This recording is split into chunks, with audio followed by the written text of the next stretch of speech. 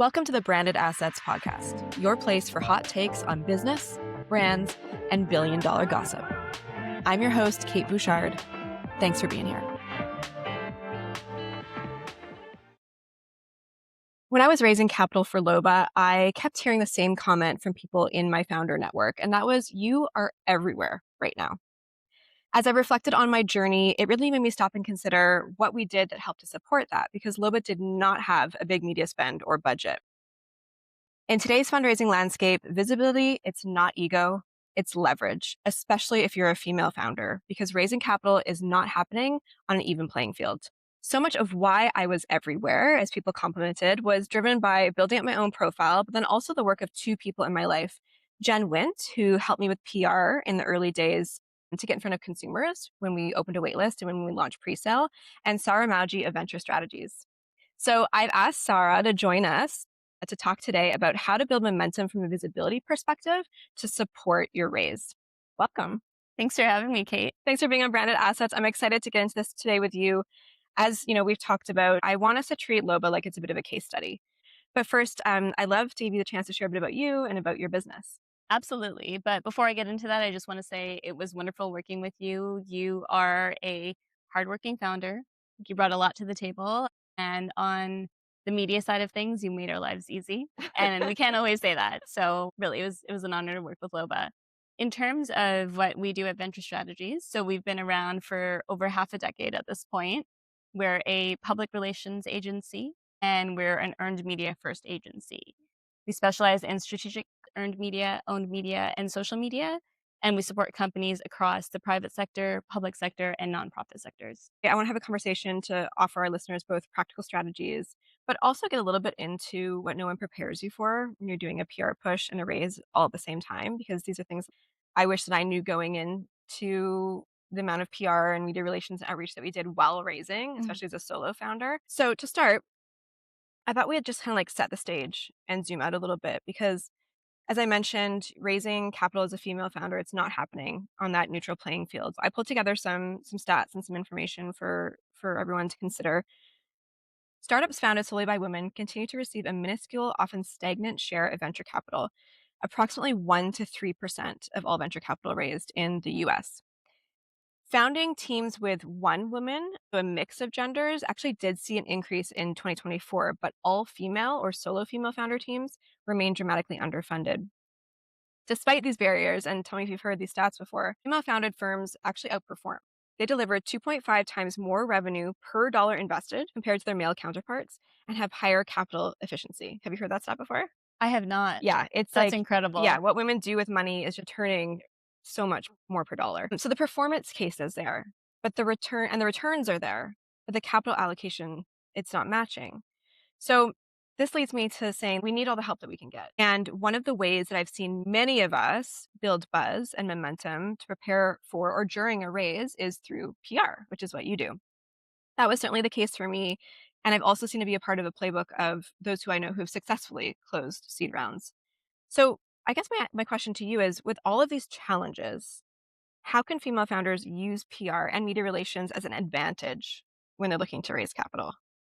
Great question. And it's so important that female founders really assess, identify, and use all the tools in the toolkit because it is harder. It is harder even if we have the performance metrics, even if the value is clear. So when it comes to using PR, there are a lot of things that founders can do depending on what stage they're in. So that really matters. But even before diving into that, I want to talk about why visibility matters, because a lot of companies find PR is something that you do after the company has grown, right? It's almost like an add-on. We've built our company, we have revenue, we've been around for X number of years. Let's do PR now. And that's fine for some companies. But when you're a startup founder and you're up against a timeline and other companies that are saturated in the market or that are saturating the market, and you need to make some noise, visibility and visibility through PR and earned media can play a huge role.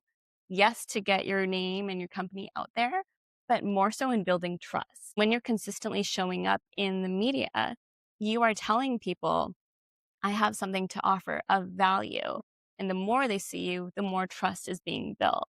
And when you build trust with the public, you're building trust with your customers, you're building trust with investors, and you're building trust with other stakeholders. Mhm. And that third party validation that earned media is more validating than any other type of um, marketing campaign or any type or form of media Paid that and ads. paid ads Yeah. that you can do. It's really interesting to me that you mention maybe a bit of a hesitancy on a part of founders to invest in PR when they are a little bit earlier stage and they don't necessarily have like a big milestone or a huge success or a big project to necessarily go out with. So, am I understanding that correctly? Do you see like hesitancy to invest in PR on earlier stage? Business? Yes, we absolutely see founders are more hesitant to engage in PR early on. Yeah, And in some cases it makes sense, right, right? There is a point in time that is too early for right. founders to invest in PR. And typically what we see, especially in the pre-seed, like seed Mm, stage, founders come to us when they have a milestone, right. right? And they're like, okay, we want to amplify this. We think this is newsworthy. Yeah. If they're heading towards their Series A and they've never had any exposure, then we're like, "Oh, wow, there's a missed opportunity." And maybe it's not necessarily we should have started PR activity, super early on or prior to this moment, but discussions should have started Right. so that we can help build the strategy, say, "Okay, in 3 months' time, come to us and we can start Coming to you rolling a bit out earlier in the efforts." process. Yeah. Yeah. And when I think about Loba, and we're gonna get into the case study of Loba and the strategies that we use and what worked and what didn't. But, sometimes PR it takes longer than people think that it does Mhm. to get coverage. So it's not immediate, right? Mhm. And so having that time to plan and, like, talking to them earlier on, I've seen that be an advantage for sure for companies. Yeah. Absolutely, and it's the background work that I think a lot of people don't see, Mhm. right? The research, the time that you spend auditing the internal landscape, Right. right? What does the company have to work with? What is the external landscape? What does that look like? And how is it relevant to the company and the type of PR that or earned media they're trying to get? That takes time to Yeah. fully understand and analyze. And when PR agencies are given that time, Yeah. we find that the execution of a campaign Mhm. or PR efforts are way more fluid and impactful versus not having that It makes time. so much sense, especially, like, considering from my experience as a marketing and branding agency, right? Like, you need research and discovery time to be able to deliver a product or a service that is of a higher standard and is more successful for the client in the long 100%. term, yeah. What do you see the most successful founders doing right now? Like, the people who are raising capital regardless of gender, what do you see how they approach media and going into their raise? I'll start off with 2 things. One is that the founders that are most successful are showing up at everything they possibly can be Mhm. at. Events, workshops, dinners, Yeah. coffees, and that was something you were so good at. I did my You best. did great. And it's time It consuming, is right? time, yeah. Because it's like you still have to run and grow your Yeah. business. So going to all these dinners on top definitely doesn't give you the time back that you so greatly need. Yeah. But in the grand scheme of things, it helps get your name out there. It helps people to understand what you're working on and what your Mhm. company is doing. And to that same point, it's important to show up, but then when you show up, it's important to be proactive Mhm. and to engage in conversation, to Yeah. be intentional and ensure that I'm not here just to be here. I'm Yeah. here to make sure that I've spoken to every single person in this room. Right. Sometimes you meet founders who have an incredible company and product, but they don't take the opportunity to connect with people Mhm. or try and build rapport. Mhm. And those are things that you need. And then the second things, and from the PR side, I would say founders who do well in that realm are not only thinking about the value they get from media, Yeah. right? Because that's, of course, like what is top of mind. And I totally understand that. But the founders who do well don't only think about that, they think about the value that they're bringing, Yes. right? Yeah, so many great points. I'm just thinking through my experiences, whether it was like working a room or speaking to media. And sometimes I found this, like I struggled with this, was being at a networking event, needing to raise and like your runway is running out and you need capital and trying to not just make it about you and your pitch constantly when you're speaking to people, when you're networking, and I always found that challenging It's a lot of because pressure you're and you're under. just talking about yourself constantly and you're sick of it, but then if you're not there and telling people that you're raising or that you're planning a raise, and it feels like an opportunity wasted. So I really think it's a fine balance, and it's definitely something that I struggled with, but I love what you were sharing about, media. Like, they're looking for a story, they're looking for sound bites, they're looking for a great piece, and if you're closed off, you're not open, or you're not sharing those things, you're making their job harder, right? So, it's something that you've said, and also Jen Wind has said, is, like, you wanna make their job as easy as possible. Yes. And I don't think a lot of people, are trained to think that way. Yeah, and it's a process for sure, and just to address the point you just made Yeah. right before that, yeah, when you're a founder and you're raising and you're kind of running out and you're Mhm. like, "I need to make "I things need money happen." Yeah, now." it's hard to show up and be Mhm. interested in what somebody else is saying Mhm. or be, not be, self-centered, if you Self-focused, will, self-centered. Yeah, yeah. self-focused, right? Because, like, it's okay to show up at something and be like, "Everyone I speak to today is going to leave here learning more about Loba." Yeah, That's totally okay, but even that in itself is intentional, right. right? And then sometimes you do see founders who are maybe in that same position, but they Yeah. show up at something and they choose not to speak to anybody at all. No, Maybe it's not, you're there's just wasting an opportunity, like, you're wasting your time, really. Yeah, and maybe there's somebody in that room waiting to hear from you, Mhm. waiting to hear about your company and to invest. Yeah, that's such great advice and really important things to consider when you're doing PR and going into a raise. I wish that I had more time or had started earlier to develop those relationships longer term. Because when you are going out and you need to raise Yeah, capital now, there is that pressure. Whereas if you start building those relationships a little bit earlier, I like got to market with Loba in less than 2 years and was needing capital shortly thereafter, right? And so I yeah, think the longest term relationships are the ones that you built that trust. And media can help do that, but a lot of it is time, and the proof is in the pudding, right? When it comes to relationship building. So, yeah. absolutely. One thing I wanted to share around this was,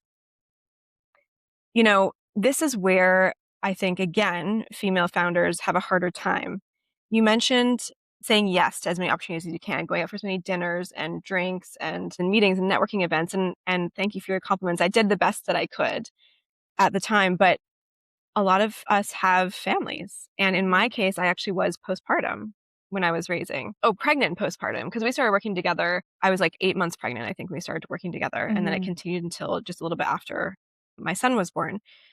But when you're constantly out and you're taking, like, 5 pitch meetings a day virtually and in person, you know, you're traveling, you are exposing yourself constantly because women still carry the majority of childcare responsibilities, even when they're working and even when they have their own business. So, getting out for dinners, drinks, networking events, we can't do it all the same way.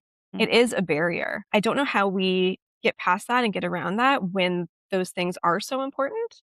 Like, how did you feel having to be put into that position? Like, was it I s honestly don't know how I survived. Like, I just went on adrenaline, I think. And I think it was for like a year or 2 after until I started to really like kind of reflect on the fact that, hey, like I Mhm. was traveling when my son was 2 months old, pumping in the hotel room in Calgary because there was like an investor event that I needed to, felt I had to go to. Sort of just had to figure it out. I just figured it out and pushed through, but I don't but it's not the ideal. It just highlights to me the additional barriers to being a female founder. Yeah, to go through it yourself and experience that, there's a lot of conversation around what's being done to change Yes. the environment. I think to your point, there's still a lot of room and a lot of time before we actually fill that gap Mhm. for women. I mean, as long as those responsibilities are sort of, More heavily weighted towards us. yeah, the environment is not set up Mhm. for female founders. Mhm. And I think there's a lot of room and time that is going to take to still fill the gaps. You Mhm. have that personal experience. And I don't have the answer. It's a huge challenge. I don't have the answers either. I think that the more women investors, like the more angels and women's led funds that we have, the better, because there is just that difference in understanding and expectation. Mhm. And a lot of them have been through it or know someone who's been through it. I mean, I can't even imagine raising without like pre-COVID, like without Zoom and without all the Yeah. digital media. And so there's a lot of things that you can do without having to leave your home. And then it's just about deciding which networking opportunities and events to prioritize, which Yes. working with someone like yourself having like your support network around you and other female founders really helped me with is like helping me make those choices and those decisions.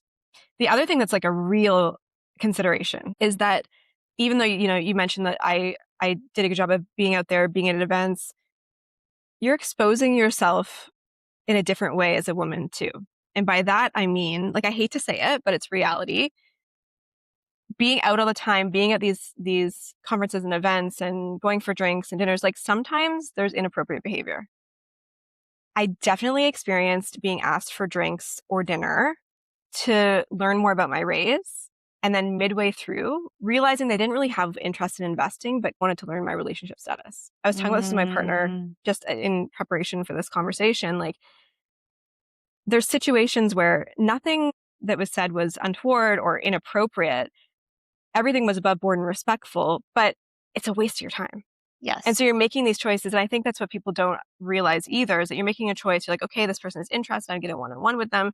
And then to go in and be like, oh, they weren't really interested in investing. They just kind of want to spend more time with me or Yeah. figure out my Oh, relationship status. Like it's such a waste of time. And especially as a mother with young children at home, it's just like, it's so infuriating. yes. And then there were times where it was overt and very inappropriate. Like there's this one example. Loba was top 26. It was 26 companies that year at New Ventures BC. And it was in 2024. And I was so proud of it. It was really exciting. It was, I think, the second or third year that we applied through the program.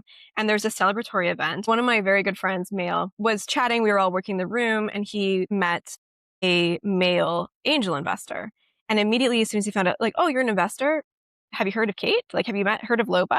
And passed him off to me. And then within 2 sentences, and like, I'm not exaggerating, this man said to me, I'm an angel investor. I invest in companies. Actually, I have 2 wives and I'm looking for a third if you want to get together to talk about your business. Yes. What? So these are the things that women are up against. And it's like this necessary evil where you have to expose yourself and go to these events and be out there and have your photo shoots and be a personal brand on social media. And you're dealing with this stuff. Oh And my it's it, goodness. it's just like, so it's just another consideration or barrier. I've heard Yes. way worse stories. Like there's a friend of mine in New York. She was raising for her brand, and literally men would take. There's a man who took her investor meeting in like lying in bed, like yeah, Oh my on goodness, his Kate. phone.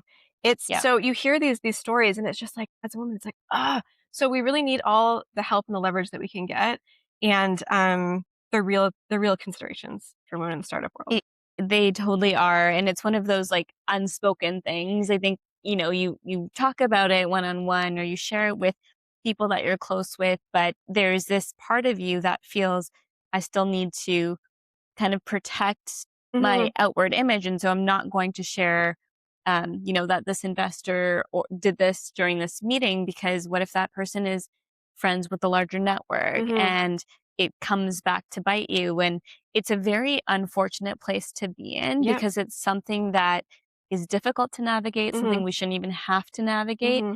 but we do. And I've definitely heard stories like this before. I mean, the two that you told me, those are both a first, and just terrible. But it is something that is difficult. You are hoping that this is going to be something of value for both parties from Yes. a business perspective, Yeah. right? Even if you have a hunch, you're hoping that you're wrong. You're telling yourself, "I'm wrong. This is going to be a good meeting. We both know what we're here for."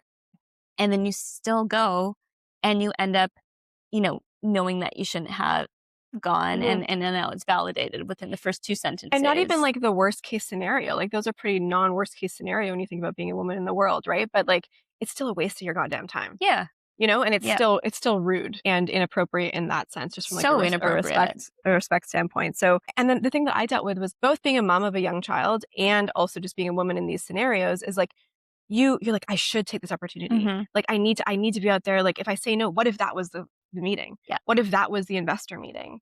And that's what I really struggled with was making those choices. And feeling the FOMO of like, what if? yeah, You know?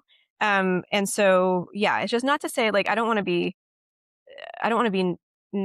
very like super negative about the process, right? I met so many amazing people, and these are like one of a handful of hundreds of interactions that I had over the years. But it's just highlighting again that it's not a neutral playing field. Playing field. absolutely Yeah, yeah. not, because if you flip the script, so to speak, you don't hear a lot of stories Mhm. that, you don't hear men saying this is what they experience with, Yeah. female investors. And so, yes, to your point, it's not a leveled playing field. Yeah. Okay, now with that very fun story time out of the way, I want to get into like the meat of the conversation and kind of what we wanted to offer to the community. Having worked together on Loba during our seed raise, I'd love to just kind of break down what we did, what worked, what didn't, and like what lessons our community can take away from the experience. So, I think just like first, at kind of like a higher level, how do you tend to approach earned media like when a founder is about to raise, like in that cycle? Yeah, when a founder is about to raise, we do our research. So Yeah. everything is about where's this founder? Hmm. Do they have a lot of investor relationships? Yeah. Do they need to grow their network? Do they have any media exposure? Where are they looking to raise? Hmm. And once it's very clear, we focus on the top line priorities. And that tends to be on the investor side of things, Hmm. right? So it comes in several forms. Number one is looking at all of the speaking opportunities Right. and moments to pitch that are coming up. Secondly, we look at their investor comms. Okay, if you already have investors, how often are they receiving updates? And we find that's an area that hasn't been built out quite as well as it could Yeah. be Yeah. most of the time. So we work with the founder to amp up their investor Hmm. communications because, as you know, your pre-existing investors can be what leads you to more Yeah. investors, Oh, absolutely. but they need a reason Yeah. to share what you're doing with their network. So we focus on that. And then we do spend a good amount of time on media training Hmm. because that media training translates into their ability to pitch better. And it helps to create muscle memory Right. around how to frame their value prop based on who they're speaking to. Mhm. Because, when things really ramp up, there is so much going on. And Yeah. we don't always have time to do a media briefing or an investor, pitch briefing right before they happen. So we try to do that early on. Early on. Yeah, Yeah. that's super smart. So let's talk about Loba and what we did for Loba over those, like, I think we just had 3 or so months together, which is a very short amount of time, but what strategies did we employ for Loba? And it was fun. I had to look back at our tracker. Sarah's like the most organized person. Thank you. I love a Google Sheet, and you use them very well. Thank you. So, like, can you talk about, like, what different strategies, almost like more tactical, that we employed? So while working together, Mhm. we deployed a mix of strategies Mhm. and we operated that way based on the priorities each month. So we did a mix of strategic comms, Yeah. building all of the assets and pitches and doing all of the research. We Right. did earned media, so reaching out to key media who we felt were the right audiences for you and for Loba to reach at that time. We did a social media Yeah. campaign and use LinkedIn as our key platform. And, we've talked about this, but I feel like that was a great support for your Yeah. presence and getting the word out there. Mhm. And then we also look to secure offline moments, right? So again, that's those speaking opportunities Yeah. and moments to pitch. We also did a little bit of owned media as well, where we used your blog and tried to leverage it, Right. right, on your website. Yeah. And when you got the MasterCard and Peer 5 Yes. grant, Yeah. we were able to put that announcement onto the website and then leverage it through everything else we were doing. Yes, So, I think that was, like, a huge success, was taking the things that, like, the wins that had happened, like, right before kinda concurrently, and leveraging them more, mhm. and, like, I think you actually went to media with a suggested piece about not just Loba. So we won a Mastercard Peer 5 grant. It was all women founders that they awarded it to, and we all received, I can't remember if it was like 10 or $20,000 in actual support, and then Mastercard flew out the West Coast people to Toronto for, like, an amazing two-day experience, the Mastercard experience, where we had amazing dinners and photo shoots and all of that. Yeah, it was a great It was opportunity. so much fun. It was so celebratory. I absolutely loved it. But we leveraged that, and I think you actually went to media and said, "This grant was just given to a number of women-led businesses in Canada, including Loba." Mhm. And then we got a piece written up about all of us, right? Did, Yeah. yes, and we framed it in a way that added value to the broader environment. So we were able to leverage that moment, and it was such a big moment because we not only talked about Loba being awarded this grant and the top 10 companies awarded this Mhm. grant, we were able to map that moment by talking about how it fits into the broader Yeah, landscape. yeah. And that really added value. And so when we pitched it, it was an immediate yes, Easy yes for because, them. and so that was a really great moment. And we made a lot of noise around that. And the Consumer Electronics Show, we were in Vegas in January. I've talked about that before on the podcast too. And so we leveraged that when we were there going into the event. And the work that you did in our LinkedIn strategy, like my and Loba's LinkedIn strategy made a big difference there because we were able to share that we were there and come to the booth and see us. And we actually got a TV spot, like the local Las Vegas community news show, which there's good things about and bad things about. The way they displayed, if I can't control, like, the way the product is displayed on camera, I get really irritated, and so it just kinda it didn't, like, present as well as possible, but we were able to say, "Hey, we were on local TV in Vegas," right? Even if nobody Yeah. watched the piece, we were able to, like, leverage those things. No, absolutely. Wire And did we get Wirecutter around the same time? yes. Yeah, I got Yeah. New York Times Wirecutter mention alongside 2 competitive alternatives who had each had, like, 10, 15 million in funding. They were like in Incredible. like Series A and B even, we got mentioned alongside them, like almost as many words as they did. We really that being visible in that way. And this was, yeah, there was networking events for me, but a lot of it was like digital visibility, or Yeah. online visibility, I think was like a huge win for the work that we did together. Absolutely. And Yeah. and being in Wirecutter, like, that's huge. It's not Mhm. easy for that to happen, and that's the New York Times. So for Yeah. everyone who doesn't know, like, that is a big win so early on, and to Yeah. be mentioned alongside companies with, higher valuations, it shows that Loba has something to offer and is equally competitive in the sense that they're an emerging player. Yeah. So definitely lots to leverage, and we were able to also leverage that when we did outreach. So, Mhm. Right. that shows even for founders who say onboard a PR agency 2 years after they got a really awesome piece of coverage, it doesn't mean that coverage just like goes to die. Yes. It means it can be leveraged and Mhm. resurfaced, but in Yeah. different ways and have different value in different moments. Yeah, it's like the tree falls in the forest doesn't make a noise kind of thing. Like, even if you Yes. get a piece like that, but if you're not re-amplifying it and sharing it, it could just kind of go quiet, Yeah. right? And so it's about using those wins and like strategically leveraging them. Okay, I love it. Like, it's so fun to look back at all this stuff 'cause it feels like 100 years ago, and yet it wasn't that long ago. No. So, like, thinking about learnings, because I always like part of the reason why I started this podcast, I want to share those learnings and those experiences. What would we do differently next time? Do you have thoughts about that? Like, I know Mhm. we had a short amount of time together. So, like, budget constraints and just budgetary concerns. We worked together for 3 months, I think that it was. So, one wish for me, a longer term contract and longer to be able to increase some of the momentum that we had in that buzz over a period of time because it could take, as we talked about, months and months to hear back on pitches sometimes. Yeah. So that was one that I thought of.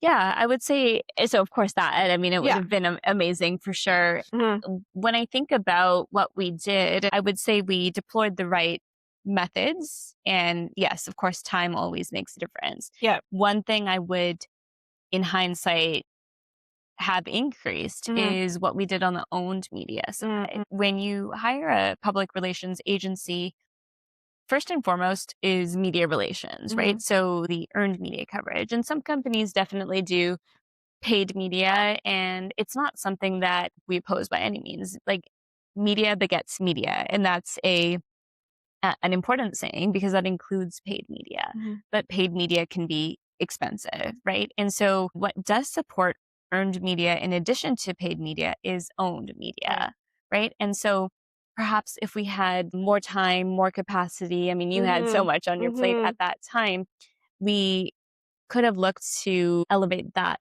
Right. funnel and, done more blog posts and looked at more of the internal data. You had great internal data on the back end of your platform from what I remember. And we Mhm. started talking about Ah. stats. Do you Yeah, remember? I do. Yeah, we were talking about, like, the supplements, the brands that we knew that Yes. people were using and what product what supplementation or medication they were taking, like, on an aggregated basis. Yeah. Exactly. And some of that data, like, that's a gold mine for media, especially because when it comes to media, Mhm. they want facts. They Mhm. want facts that are supported by either external research or internal data. Right. Right. And so that was something that I'm sad we didn't get the Yeah, opportunity yeah. to explore and do more around. And I think that would have been able to help drive more media coverage and probably inform customers. Like, Right. I like that side, Mhm. about the benefits of Loba. Mhm.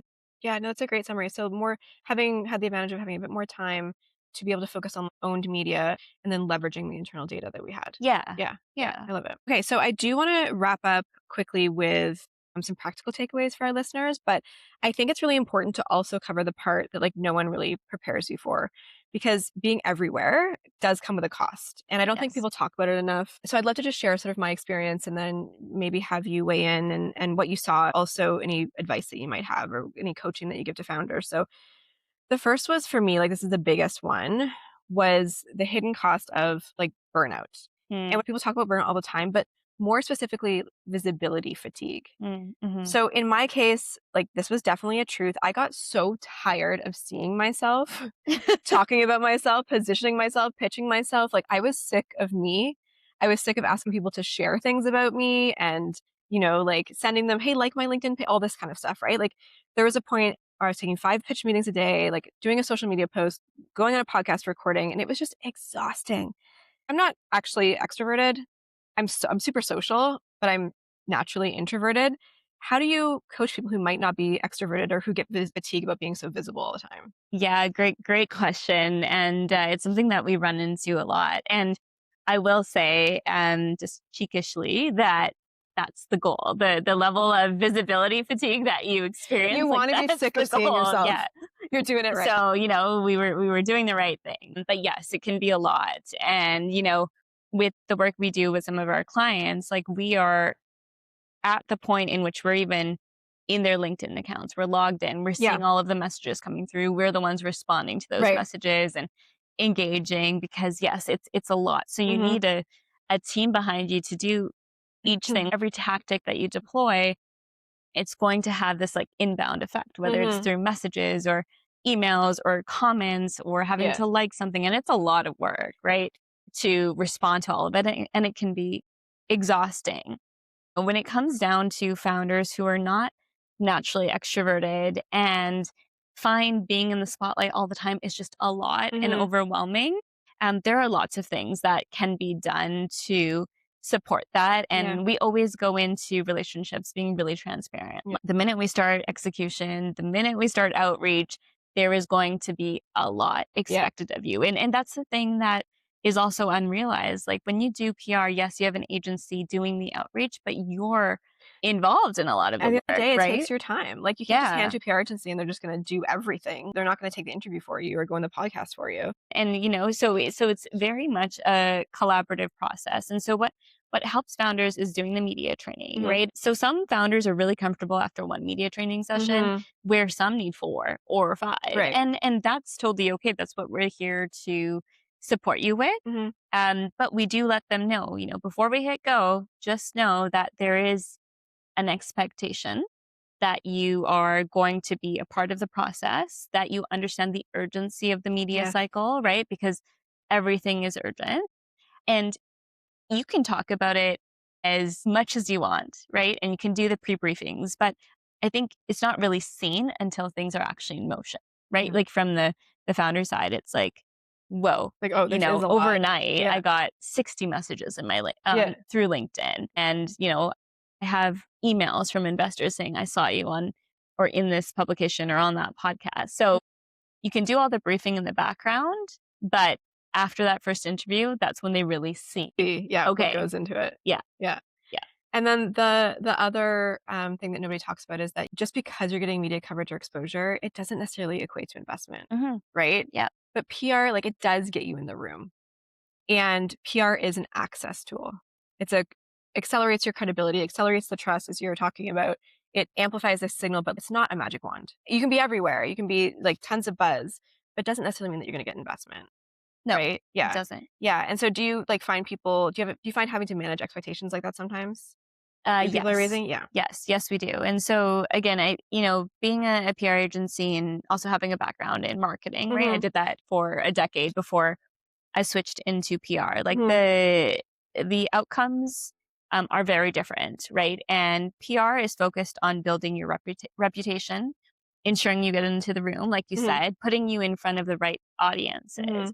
But at the end of the day, like we've all heard that saying, you can take a horse to drink the water, but you can't force it to drink. It's like we can get the media exposure in an investor facing publication, for example, but we can't force investors to invest, right? Okay. The whole point of coverage and being in the media is to build trust with the public, with stakeholders, and trust takes time to build. Just like if you were, you know, choosing your partner, your life partner, Mhm. after the first date, you're not going to get married. Mhm. It's the same for investors. After the first time they see you in the media, it doesn't necessarily mean that they're going to invest. Yeah. So we are very transparent and we do support founders in letting them know what this piece of coverage means.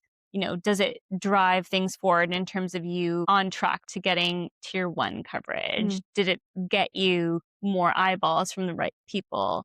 And then, of course, leverage, leverage, leverage is super important. Mhm. Yeah. Yeah. So true.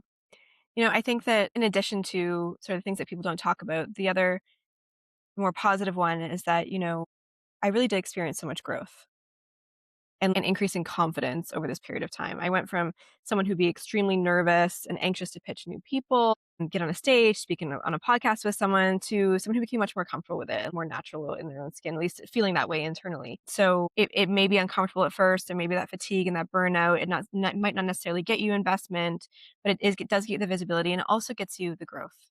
Yeah. And for me, that was a huge takeaway and something that just over the journey of Loba and opening myself up to exposure, both like media, PR, and in rooms, really helped me grow as a business owner, as a founder, and just as a person. So, leaving our listeners with practical takeaways. If someone's heading into a raise, let's say right now, or they're planning for one, here's some things that we talked about that we'd want them to consider.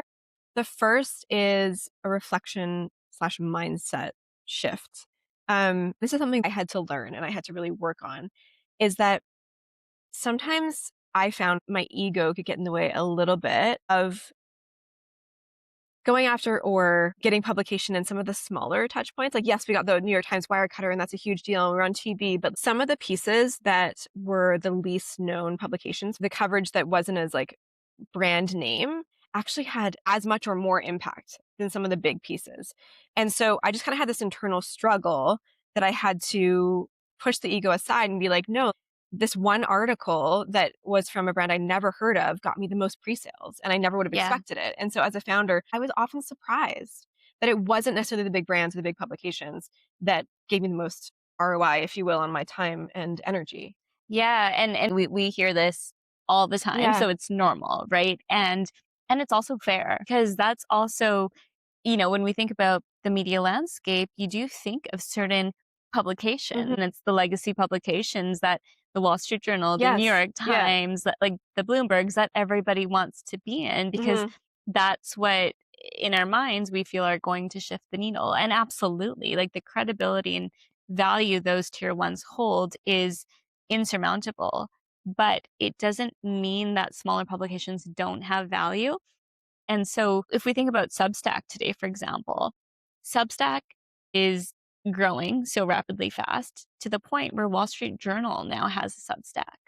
Mm. The Wall Street Wow, I Journal, didn't know that. right? A legacy publication. And yes, sometimes when we work with clients and we ask them for their media wish list, and we know that some of that media wish list we can absolutely fulfill, but some of it's actually not going to do anything for Mhm. you. And we have to have those conversations with founders and let them know, like, look, this publication is maybe behind a paywall, for example. So Right. everyone you're trying to reach is not going to be able to read it. Mhm. Right. So if we focus on these publications that we know your target audience is actually reading, and that comes from a place of experience and we want you to succeed. And so we often see a little bit of hesitation, but we find after we move forward and execute, it's received quite well. To work on that mindset shift earlier on, I think would be beneficial for people because it's something that I've definitely had to learn and then relearn each time I've gone out for a push, you know? Yeah. Like, and the one that had the biggest impact on me in the, like, really early days, was the Vancouver Tech Journal, local Yeah. publication. Love the team there, and that piece, they tagged me in a LinkedIn post about the article and my LinkedIn exploded and I got Yeah. all these intros to investors that I never would have had without that. And so was it the New York Times Wirecutter? I got more emails and messages about Vancouver Tech Journal Yeah. than I did Wirecutter. So yeah, it just goes to show strategy, like organization. Again, I was just so happy with how organized you were. Thank you. I love it. It got me excited to see the impact, and I just think that's something that actually helps when you're in it, is being organized and having your team be organized. And then also strategies to deal with nerves.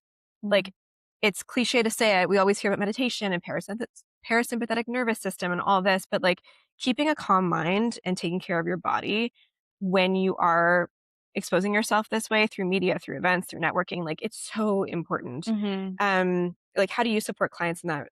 Yeah, and you know, you said it best, like, you need to take care of your nervous system, you Yeah. need to do whatever it is, whether you have a routine or, you know, little rituals, but Mhm. from our side, we give our, founders and our clients tools, and one of them because it can be really overwhelming when you meet someone and, you know, like, let's say you're talking to a reporter, and a lot of reporters are super friendly and nice, and Yeah, then sometimes you get other reporters who are very direct, right. and you know, some founders are comfortable with that, some are not. So we say, okay, the goal is to use what we like to call the answer method. And it's a formula where we say, work to give a response within 8 to 12 seconds by starting off with a headline, providing meaning and proof.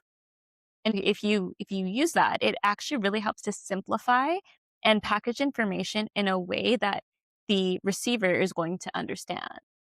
So that is a really good method. And then it's practicing, right? Yeah, Because we can do all of the preparation, we can provide the key messaging, but at the end of the day, once you've had all of that packaged for you, you yeah. have to look at the key messaging. You're going to remember what is in those documents and those spreadsheets and all of that, but you're going to say it in a way that's authentic, Mm, right? And mhm. that's going to come through. The more practiced you are, the more naturally it'll come. Yeah. Yeah, absolutely, yeah. Building narrative equity is equally important in today's day and age as anything else, meaning that showing up in the 28-day media cycle consistently, slowly building your media presence, preparing for media, even using owned assets like your blog and all of that, that is building narrative equity. That really will speak to investors and the public and stakeholders. So start building that narrative equity now. I love that. Thank you so much for all of your insights and your time today and sharing it Absolutely. with me, and so appreciate you being on the show. For our listeners, if this episode resonated, I invite you to share it with a founder who may be considering raising capital in the future or is right now in the middle of a raise. If you liked what you heard today and you want to follow along the show, you can subscribe across all platforms, YouTube, Spotify, and Apple Podcasts, and please rate and review. Thank you so much. Thanks for having me, Kate. That's a wrap on today's episode of Branded Assets. Power looks better when women are in the room, so thanks for listening. If you like what you heard, follow the show, share it with a friend, and join us on Instagram at Branded Assets. We're just getting started. I'm Kate Bouchard. See you next time.